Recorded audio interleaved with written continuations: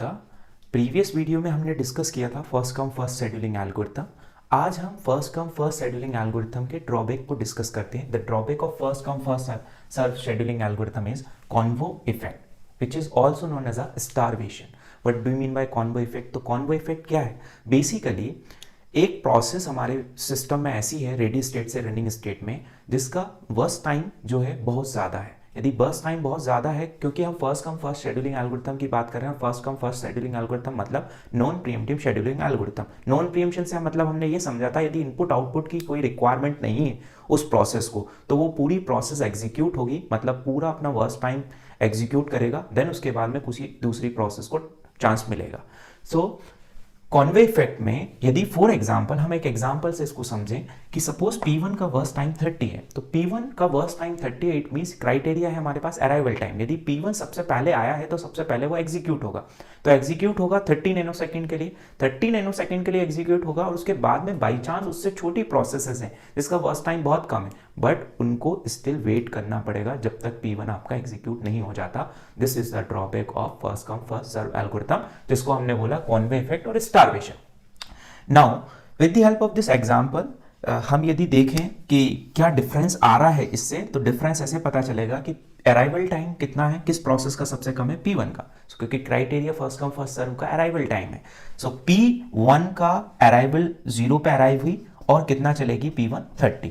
Next 30 के बाद में नेक्स्ट प्रोसेस हमारे पास कौन सी अराइव हुई? P2। P2 कितना चलेगी? 3 विच इज 33।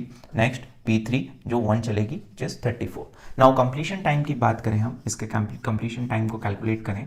सो P1 कंप्लीट हुई 30 पर, P2 कंप्लीट हुई 33 पर, P3 कंप्लीट हुई 34 पर। Now calculate the turn around time. The turn around time equals to completion time minus arrival time. So completion time is 30 minus 0, 30, 33 minus 1, 32, 34 minus 1, 33. This is our turnaround time. Now calculate the waiting time.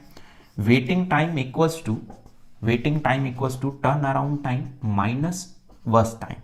तो turnaround time है 30, burst time कितना है 30, so 0. 32 minus 3 29, 33 minus 1 32. It means यदि हम इसको देखें तो process P1 क्योंकि 0 पे अराइव हुई थी तो उसने कोई वेट नहीं किया, बट प्रोसेस P2 को 29 नैनोसेकंड के लिए वेट करना पड़ रहा है।